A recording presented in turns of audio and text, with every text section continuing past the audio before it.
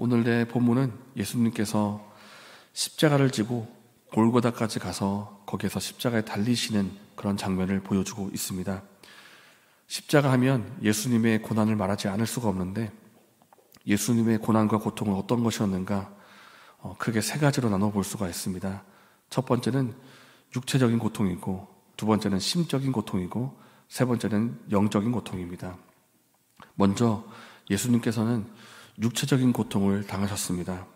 빌라도에 의해서 신문을 당하고 또 채찍질을 당할 때부터, 십자가를 지기 전부터 시작된 이 육체적인 고통인데, 예수님의 이 채찍질을 받으신 이것은 이미 십자가를 지기 전부터 예수님을 만신창이로 만드는 그런 고통이었습니다. 왜냐하면 이 채찍이 그냥 끈을 이어 붙인 것이 아니라 가죽끈에다가 동물의 뼈와 납덩이를 붙여서 만든 것이기 때문입니다. 한번 휘두를 때마다 몸에 날카로운 것들이 박히고 그것을 거두면 살점이 떨어져 나가는, 한번 휘두를 때마다 피가 이리저리 튀는 그런 채찍질이었습니다. 그것을 한 번만 받은 것이 아니라 여러 번 받으셨고, 그래서 피가 철철 흐르는 그런 고통을 당하셨습니다. 그리고 채찍질을 당한 이후로 머리에는 가시관을 쓰는데, 이 가시관 역시도 그냥 보통 가시가 아니라 그 가시 하나의 길이가 7cm, 8cm나 되는 그런 가시관이었습니다. 그것을 머리에 꾹 누르면 이제 머리 뼈를 찌르고 들어갈 정도의 그런 긴 그런 가시관이 머리에 씌워지는 것입니다. 그렇게 고통을 당하시고 예수님이 오늘 본문에 십자가를 지시고 이제 골고다로 가시는데, 이 십자가의 무게가 어떤 무게였는가? 사람들은 말하기를 70kg 정도였을 것이다, 그렇게 말을 합니다. 그러니까 엄청난 무게였던 것입니다. 예수님의 몸보다 더 무거운 몸무게였을 것인데, 그것을 지고 가는 것이 너무나 무겁고 힘들기 때문에 이제 전해지기를 예수님이 몇 번이나 넘어지셨다, 그렇게 전해지고 있습니다. 그래서 워낙 무겁기 때문에 오늘 본문 26절에 보면 구레네 출신 시몬이라는 사람을 데려와 가지고 같이 십자가를 지게 했습니다. 그러니까 끝까지 갈 수 있도록 구레네 사람을 붙잡아 가지고 어떻게 보면 억지로 십자가를 지운 것인데, 나중에 일어난 사실입니다마는 이 시몬이 나중에 그리스도인이 됩니다. 예수님의 일꾼이 되어서 복음을 전하게 됩니다. 이 십자가를 지면 빨리 갈 수 있겠습니까? 얼마나 무겁겠습니까? 그렇게 천천히 가게 만드는데 왜 그렇게 하는가? 예루살렘 주변을 빙글빙글 돌게 만들면서 사람들의 수치와 조롱을 또한 당하게 하는 것입니다. 그러니까 육체적인 고통과 함께 심적인 고통도 같이 받게 만드는 그런 조롱과 수치의 십자가인 것입니다. 달리기 전부터. 그렇게 힘겹게 골고다까지 가면 예수님이 십자가에 달리시게 되는데, 이 손목과 발에다가 긴 못을 꽂게 됩니다. 이것은 단지 고통을 받아라, 달려있어라 이런 정도가 아니라 숨을 쉬지 못하게 만드는 십자가 사형틀이고, 그리고 계속해서 한 번에 죽이는 것이 아니라 조금씩 조금씩 피가 흐르게 하는, 그래서 말라 죽게 만드는 그런 고통의 사형틀입니다. 몸에 무게가 있기 때문에 몸이 축 처집니다. 그러면 숨을 쉬지 못합니다. 폐가 압박을 받기 때문에. 그렇게 해서 숨을 조금이라도 쉬기 위해서 온 힘을 다해서 다시 몸을 들어 올리면 그때 박혔던 못이 있기 때문에 손목과 발에 살점이 또 여기저기 찢겨 나가는 것입니다. 그렇게 겨우 숨을 한번 쉬고 다시 계속 힘은 없기 때문에 들 수가 없어서 다시 처집니다. 그렇게 숨을 한번 몰아쉬었다가 다시 쉬었다가 하는 것을 죽을 때까지 반복하면서 피를 철철 흘리는 것이 십자가의 사형틀입니다. 이렇게 육체적인 고통이 있었는데 이것만이 아닙니다. 예수님의 고통은 심적인 고통도 함께 있었고, 예수님이 예루살렘에 들어오실 때 백성들이 뭐라고 환호를 했습니까?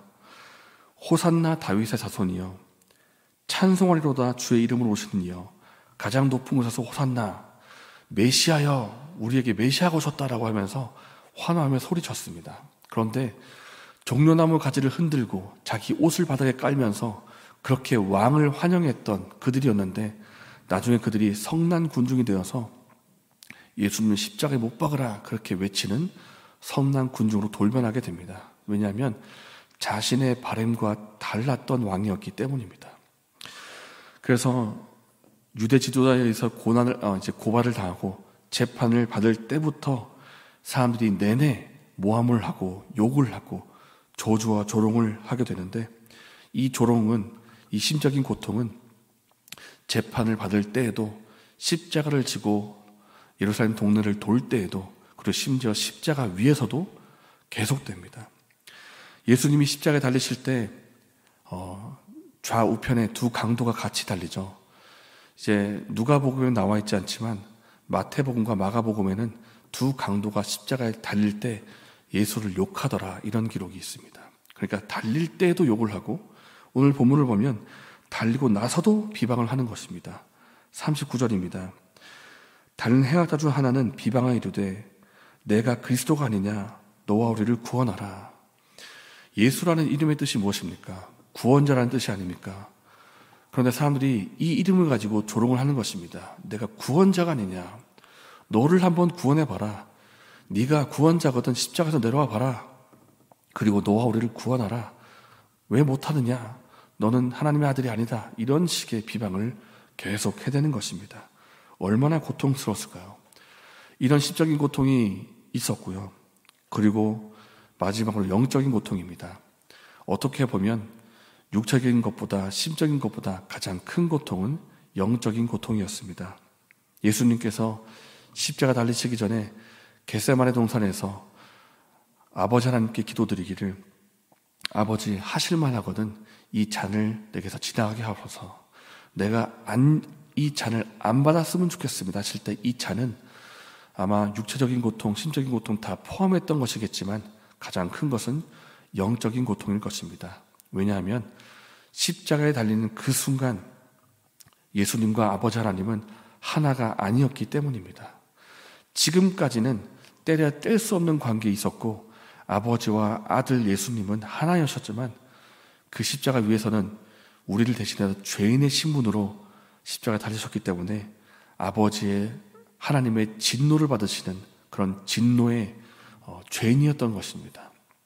그렇기 때문에 예수님께서 십자가에서 하나님을 부르실 때는 아버지라고 부르시지를 못하고 하나님이라고 부를 수밖에 없었습니다. 왜냐하면 관계가 이미 끊어져 있었기 때문입니다. 이 모든 고통, 육체적인 고통과 심적인 고통과 영적인 고통을 모두 받으신 예수님이십니다. 그런데 이것을 단지 우리가 참 힘들었겠구나, 고통스럽겠다, 이것만이 아니라 우리는 이것을 묵상해야 됩니다. 왜 그렇게 하셔야만 했는가? 왜 십자가를 받으셔야만 했고 왜 그 고통을 모두 받으시면서까지 십자가로 가셔야만 했는가? 바로 저와 여러분을 죄에서 구원하기 위해서였습니다. 우리가 죄인이었고 우리가 멸망받아야 했지만 우리 대신 우리 이름표도 알고 죄인의 신분으로 십자가를 지셔서 우리를 구원하신 것입니다. 하나님의 아들이시고 죄가 하나도 없으신 분이시기 때문에 전혀 이런 고통을 받을 이유가 없지만은, 이런 고통을 받으신 이유는 저와 여러분을 죄에서 구원하시고 우리를 사랑하시기 때문에 그런 고통을 받으신 것입니다. 그렇기 때문에 예수님이 정죄를 대신 받으셨기 때문에 우리에게 더 이상 정죄함은 없습니다. 예수님이 심판을 대신 받으셨기 때문에 우리에게 더 이상 심판은 없습니다. 그래서 우리에게는 더 이상 정죄와 심판이 없고 예수님으로 구원받았다는 이 사실을 우리가 기억하고 감사하기를 원합니다. 예수님이 십자가를 받으신 또 다른 의미가 있다면, 우리가 살아가면서 우리가 받는 고통이 있습니다. 지금도 우리는 살아가면서 고난을 받고 고통을 받을 때마다 누구에게서 위로를 받을 수가 있는가? 바로 예수 그리스도를 통해서 위로를 받을 수가 있다는 것입니다. 왜냐하면 예수님께서는 단지 내가 너를 사랑한다, 내가 너를 안다 하실 뿐만 아니라 우리를 위해서 친히 모든 고통을 다 받으신 분이시기 때문입니다. 우리가 상상할 수 없는 모든 고통을 받으신 분이십니다. 육체적으로, 심적으로, 영적으로. 그렇기 때문에 예수님은 우리가 살아가면서 받는 고통을 모르신다 하실 분이 아닙니다. 내가 너를 안다, 내가 너를 받는 고통을 다 알고 있다 하실 뿐만 아니라 충분히 위로하실 수 있는 분이시고, 충분히 우리가 받는 고난을 감당하도록 도와줄 수 있는 분이 예수님이라는 것입니다. 히브리서 4장 15절입니다.